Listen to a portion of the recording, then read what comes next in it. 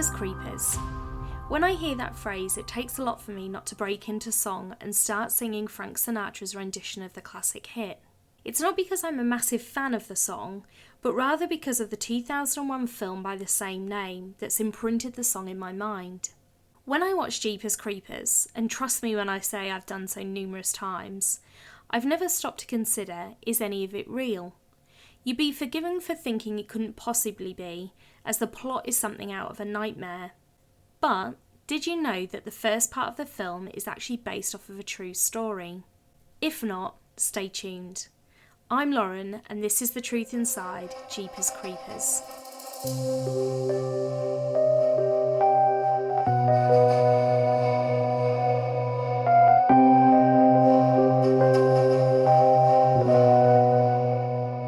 Trish and her brother Darry are travelling home from college for spring break.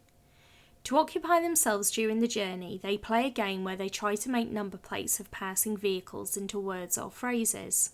As they drive through the countryside, an old truck recklessly tailgates them, the encounter leaving them spooked. When the truck eventually passes, Darry reflects on the number plate, beating you, or as it later comes to light, be eating you. Later on in the journey, they pass by an old building and notice the truck. They see a tall figure dumping something covered in a bloody sheet down a pipe. The figure appears to watch them as they pass. Disturbed with what they've seen, they continue down the road, attempting to call the police. The truck appears behind them, tailgating them again, pushing them off the road. When they come to a stop and gather their thoughts, they discuss going back to the spot where they saw the figure, concerned that someone might be in need of help. I don't want to spoil the film, but the rest of the screenplay is based on what happens when the brother and sister duo go back to investigate. Now, the supernatural nature of the film is indeed a work of fiction, but the opening of the film is inspired by true life events. It was the 15th of April 1990, Easter Sunday, and a couple, Ray and Marie Thornton, were driving along a quiet snow-perry road in Coldwater, Michigan. This was something they often did on a weekend, and to pass the time they were playing a game, making names out of number plates of vehicles that went past them. As the couple continued along the road, a green 1984 Chevrolet truck passed them at high speed. Marie noticed the number plate started with GZ, which made her exclaim, "GZ, geez, he must be in a hurry." The couple laughed off the play on words and continued on their journey.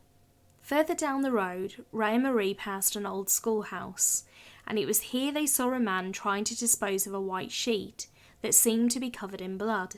As they passed by, they saw a vehicle parked between the school and a large tank, and realised that it was the same Chevrolet that had overtaken them earlier. Given it was 1990, mobile phones were not commonplace, and therefore Ray and Marie knew that they were going to have to drive to find a phone in order to be able to call this in. On their way to do this, Marie tried to write down everything she could remember about the vehicle and the licence plate, knowing that it started with GZ, given the reference she made earlier when she said "Geez." Before they could get to a phone, their journey, however, was interrupted. The truck was coming up quickly behind them yet again. Fortunately, it only followed them for a few miles before turning off into a lay-by. Knowing that they did not have enough information for the police, Ray and Marie took the brave decision, one that I can't say I would make myself, to turn around, find the truck and get the full licence plate information. They felt if they could get the licence plate, they could pass the details to the police. They found the truck, and as they passed by, they saw a tall man wearing a white hat standing at the back of the vehicle. He was changing the number plates. He'd also left the passenger door ajar, and Marie saw the exposed interior was covered in large amounts of blood. Both of them knew instantly something unspeakable had happened. They even returned to the schoolhouse to search for the bloody sheet. Despite their nerves, they felt it was the right thing to do. They wanted to find the white thing he was carrying. Eventually, they found a white blanket shoved into a small animal hole. This evidence solidified their belief that a horrible crime had been committed. Little did they know when they set off that day on their leisurely drive that they would witness the final chapter of a bitter conflict between a husband and a wife. So let's go back in time and understand what happened on the morning of Sunday the 15th of April 1990. 46-year-old Dennis DePue was on the way to his ex-wife Marilynn's home. to pick up his 3 children as part of a joint custody agreement settled during their divorce proceedings. Dennis and Marilynn had been married for 18 years, with Dennis employed as a property assessor and Marilynn a high school counsellor. To people on the outside, they lived what seemed a comfortable life, and it seemed as though they were happy. However, inside the household, it was clear they were anything but. Dennis was withdrawn, and whilst they wouldn't fight, they didn't talk, the silence deafening in its own way. Following their divorce, Marilynn had confided in friends that Dennis was a bully and very controlling, and as a result she was scared of him, even changing the locks of their house to try and prevent him from entering. Despite no longer living at the address, he was still using the guest house as an office, and despite Marilynn changing the locks in the house, Dennis had still managed to gain access to the house whilst no one was around. By using and having access to the guest house, Dennis was still able to maintain some control over the family, something which Marilynn did not want. When Dennis went to pick up his children, Julie, Jennifer and Scott, Julie, the youngest, refused to go and get in the car with her father. This prompted the others to do the same. This resulted in a start of an argument, with Marilynn becoming involved as she stood up for the children. This saw Dennis fly into a rage. He accused her of turning the children against him, and in anger he pushed her down the stairs before beginning to beat her, their poor children watching on. Jennifer ran to a neighbour's house to get help, but when she returned, Dennis said that he was going to take Marilynn to hospital. Sadly, this was a lie. Dennis never had any intentions of taking Marilynn to a hospital. They never arrived at any nearby emergency rooms, and this was the last time she was ever seen alive. When Ray and Marie Thornton saw a man trying to dispose of a white sheet covered in blood, what they were actually seeing was Dennis trying to dispose of Marilynn's body down an animal hole. The sheet was something Dennis had used to transport her body.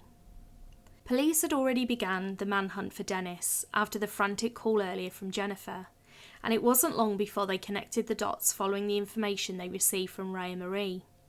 Forensics found tyre tracks and pools of blood. The tracks were later linked to Dennis's truck, and the blood matched to Marilynn. Marilynn's body was found the following day, her body discovered halfway between her house and the schoolhouse. Dennis had shot her once in the back of the head. Dennis, however, was nowhere to be seen.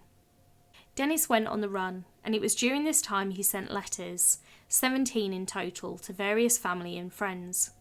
He tried to justify his actions, stating, and I quote, "Marilynn had many opportunities to treat me fairly during this divorce, and she chose to string it out, trick me, lie to me, and when you lose your wife, children and home, there's not much left. I was too old to start over."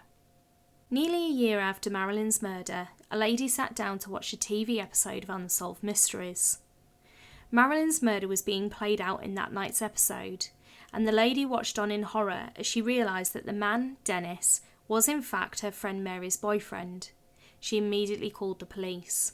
Please note, Mary is the name the lady would like to be referred to as, so we will honour her request. Mary was travelling back to her home in Dallas, Texas, the night the TV episode was aired. When she pulled into the driveway, she was surprised to see her boyfriend, Hank's vehicle parked there.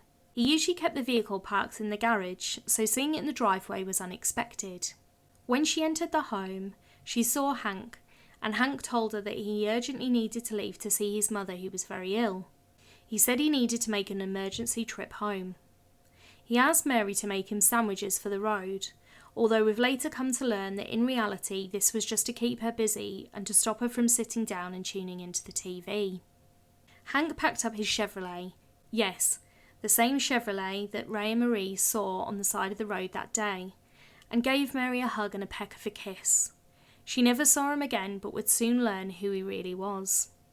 The call into the hotline from Mary's friend meant that law enforcement could go after Dennis. The Louisiana State Troopers were the first to spot the truck, but when Dennis wouldn't stop, a 15-mile high-speed chase ensued. They ended up having to shoot out the back tyres to bring the vehicle to a halt.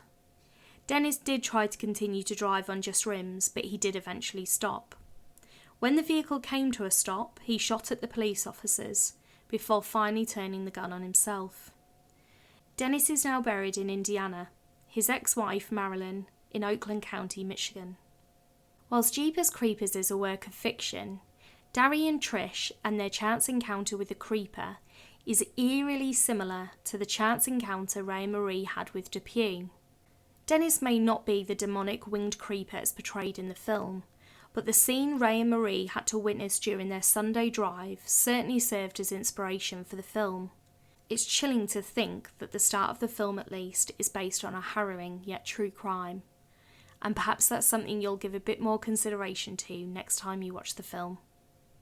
Thank you for joining me as we discuss the truth inside true crime, mysteries and legends from around the world. As terrifying or as uncomfortable as the truth may be, as Theodore Roosevelt once said, in the end the most unpleasant truth is a safer companion than a pleasant falsehood. Until next time.